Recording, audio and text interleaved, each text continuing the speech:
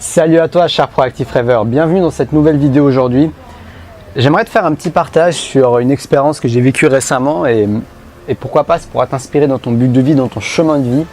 Donc si tu ne me connais pas, je m'appelle Théa Moline et mon but c'est de t'inspirer dans ta mission de vie à oser être toi-même, à oser être connecté à toi-même, à oser t'accepter tel que tu es, être toi-même au quotidien. Donc si tu as envie de me suivre et faire brûler ton feu intérieur au quotidien, n'hésite pas à t'abonner à ma chaîne YouTube. Donc, ce que j'ai envie de te parler aujourd'hui, c'est les coups de bas, les moments où tu as des coups de bas. Ça nous arrive à tous d'avoir des moments où on se sent avec des émotions plus pesantes, plus lourdes, un peu plus négatives, un peu plus de frustration, un peu plus de tristesse. Et tout ce genre d'émotions font partie de notre humanité. Elles sont là, elles viennent, elles partent, parfois elles restent assez longtemps. Et dans mon expérience, ce que j'ai remarqué, c'est que plus je ressentais ce genre d'émotions, et plus j'avais envie de m'isoler, plus j'avais envie de rester dans mon coin, avec moi-même. Et ce que j'ai constaté, c'est que, en principe, c'est pas ce qui fonctionnait le mieux avec moi. Personnellement, ce qui fonctionne le mieux, dans mon expérience, c'est de réussir à ne pas rester seul dans ces moments-là, à oser exprimer ce que je ressens. Par exemple, là, je me sens un peu humide quand je fais cette vidéo. Je ne sais pas trop pourquoi, peut-être parce que je te parle d'émotions négatives et il y a beaucoup de choses qui travaillent en moi ces derniers jours. Mais tu vois, par exemple, juste le fait de te le dire ou le fait de le dire aux gens autour de toi que tu te sens triste, que tu te sens morose, que tu te sens frustré, qu'en ce moment ça va pas trop, tu te sens blessé, etc., etc. Et le fait d'avoir quelqu'un qui t'écoute, le fait d'avoir un ami ou le fait d'avoir un groupe, personnellement, ça m'aide à déjà exprimer cette émotion. Et dans un deuxième temps, à avoir un soutien. Parce qu'on est unis en fait, on est tous unis ensemble, on est des êtres unis.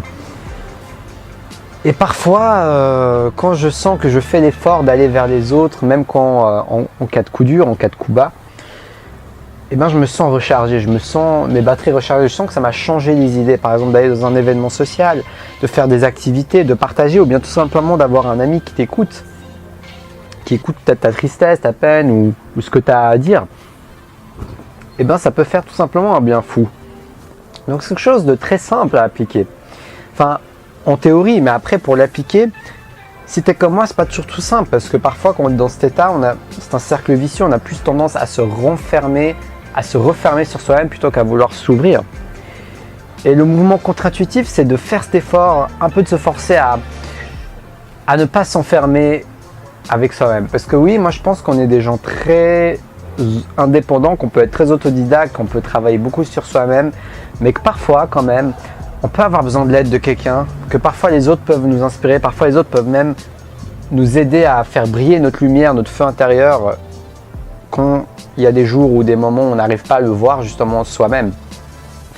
Donc je trouve que ça serait tout simplement dommage de passer à côté de cette ressource que sont les autres, non pas pour en dépendre, mais plutôt pour l'utiliser de manière temporaire comme quelque chose qui te permet de te relever, qui te permet de te rappeler de ton pouvoir intérieur, qui te permet de te rappeler que tu n'as pas besoin d'être toujours seul, d'être toujours parfait, d'être toujours cette personne qui règle tous ses problèmes tout seul. Parce que ça, c'est quelque chose qui peut donner beaucoup de fierté et alimenter notre ego. En tout cas, pour moi, c'est le cas. Le fait de me dire que je peux me débrouiller, que je suis indépendant, que je travaille sur moi-même seul, etc. Ça a une tendance à me dire que j'ai pas besoin des autres. Mais au final, c'est pas que j'ai besoin des autres, mais c'est que les autres peuvent être des catalyseurs de ma propre puissance. Les autres peuvent vraiment m'aider à briller encore plus, encore mieux. Donc voilà, c'est ça dont je voulais te parler aujourd'hui.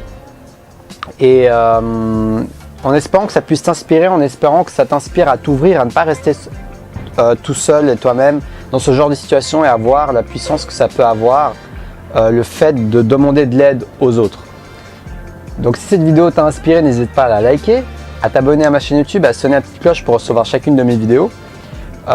N'oublie pas d'aller à des groupes de soutien, peu importe le groupe de soutien. Par exemple, moi je vais à un groupe de communication non violente, mais toi tu peux aller dans un groupe. Tant qu'il y a des gens intentionnés qui partagent quelque chose avec toi et qui peuvent t'aider à sortir de cette spirale, ça peut être une grande source d'inspiration. Donc si tu veux une séance de coaching offerte, c'est dans la description de la vidéo. Contacte-moi par email. Et puis je te remercie, Proactive Rêveur, et puis je te dis à demain pour une prochaine vidéo. Et surtout, Et surtout, reste passionné.